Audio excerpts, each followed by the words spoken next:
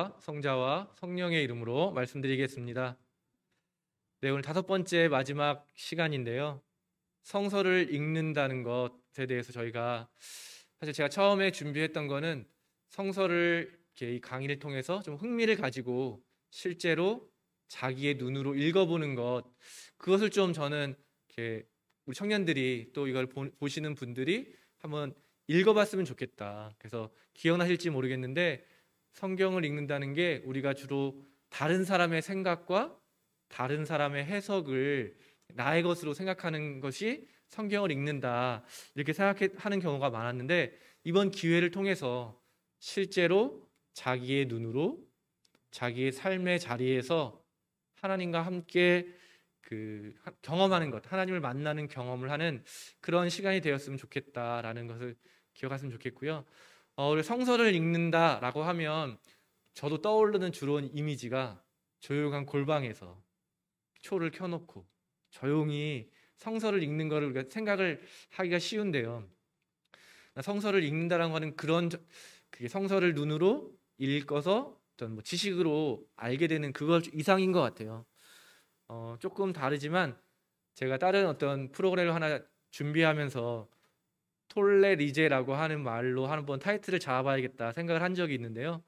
어거스틴이라고 하는 유명한 고대 초대 교회 교부 중에 한 분인데요. 이분이 어느 날 이 톨레리제, 우리나라 말로 하면 펼쳐서 읽어라 라고 하는 음성을 듣고 그 소리를 듣고 이제 마침 성서가 펼쳐져 있어서 그 펼쳐져 있는 성서를 읽었는데 그 성서가 로마서 13장 13절이었습니다.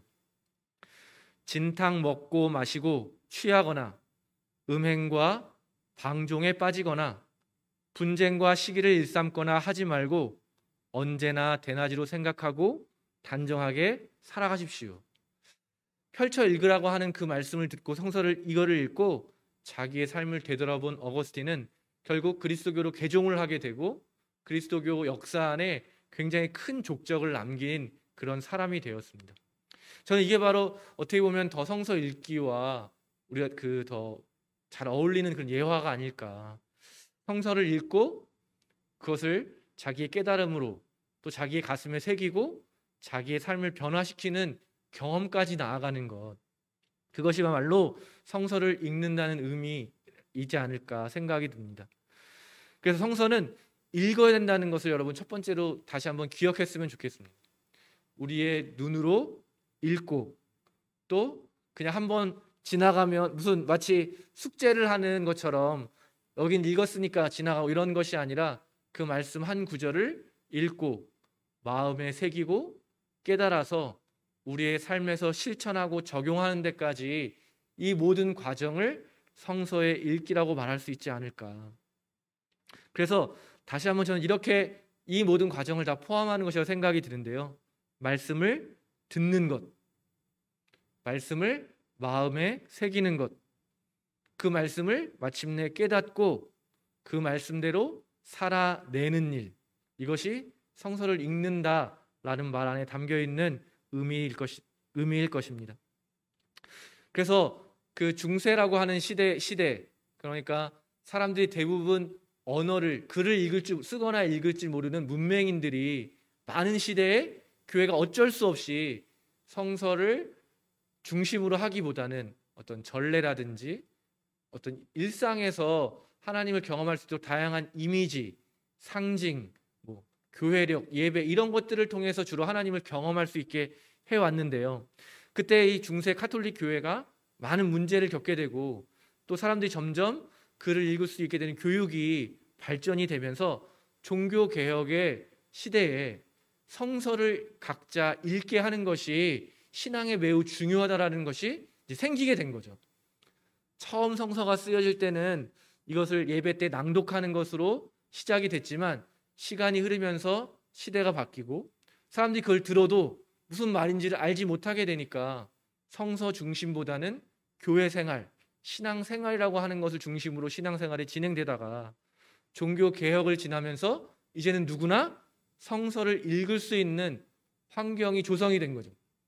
그 전까지만 해도 라틴어 성경만 있었는데 영어로도 성경이 번역되고 독일어도 번역이 되고 각 나라의 말들로 성서가 번역이 되면서 사람들이 쉽게 성서를 접할 수 있게 되고 그러니까 교회가 전체를 대상으로 하는 설교와 같은 가르침의 차원을 넘어서서 직접 나의 삶을 가지고 성서와 만나게 되는 그런 일들이 일어나게 된 것입니다.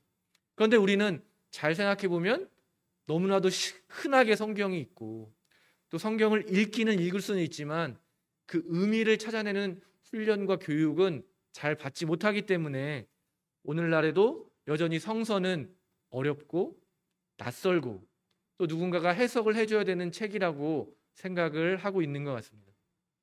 그러나 우리가 다시 한번 성서를 읽음으로 인해서 우리의 신앙이 형성이 되고 또 교회의 중심 안에 그런 성서를 읽고 나누는 모임들이 많아지게 될 때 다시 한번 이렇게 문제가 많은 한국 교회라고 하는 말을 듣는 이 시대에 또 다른 변화, 또 다른 개혁이 일어날 수 있게 될 것이라고 저는 믿습니다. 그렇기 때문에 성서를 읽기 위해서 먼저 제가 지금까지 5번에 걸쳐서 오늘까지 5번에 걸쳐서 성서에 대한 아주 일반적이고 좀 중요한 내용들을 다뤘던 것처럼 어느 정도의 지식과 공부도 필요합니다. 그러나 그것으로 모든 것이 끝나는 것이 아니라 더 중요한 단계가 남아있는 것이죠. 제가 계속 설명드리는 것처럼 이 모든 내용들은 알아도 성경을 읽지 않으면 아무 의미가 없는 것이다. 결국에는 성서를 읽기 위한 그런 과정, 도움의 과정이었기 때문에 이제부터는 성서를 들고 펼쳐서 읽으시기를 바랍니다.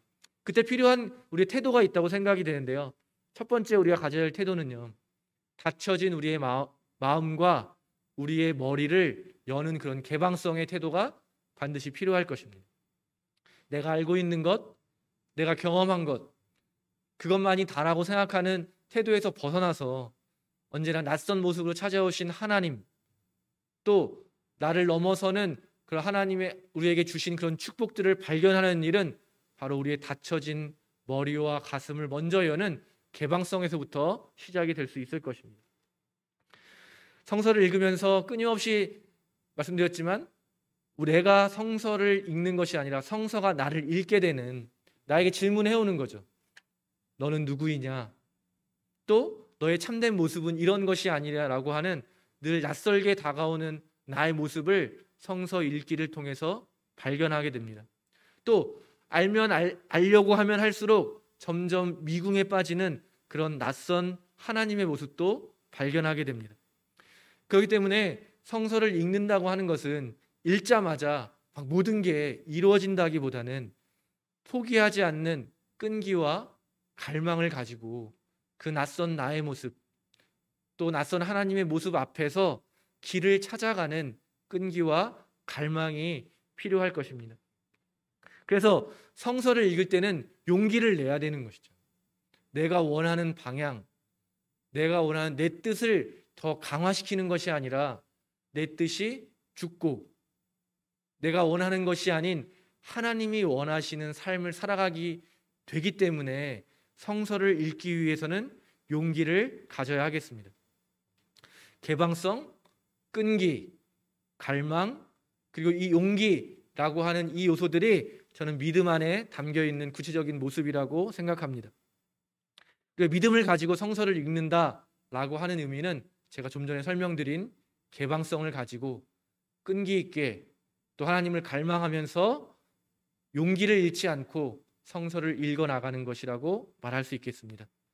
성서에서 하나님께서 우리에게 약속해 주신 그 약속이, 중요한 약속이 하나 있는데요, 바로 성령 하나님께서 우리가 말씀을 읽을 때 깨닫게 해주시고 또 성서의 그 말씀들의 힘을 우리가 받을 수 있도록 도와주신다고 약속해 주셨습니다. 그러므로 지금 우리가 그런 하나님의 약속을 믿고 성령 하나님의 도우심을 바라면서 성서를 펼치시고 성서를 읽고 성서를 마음속 깊이 새기고 그것을 깨달아서 여러분의 삶으로 살아내는 진정한 성서 읽기를 지금부터 시작하시게 되기를 바랍니다. 그래서 성서를 읽을 때 우리가 누릴 수 있는 그 축복들을 저와 여러분이 모두 누릴 수 있게 되기를 간절히 바랍니다.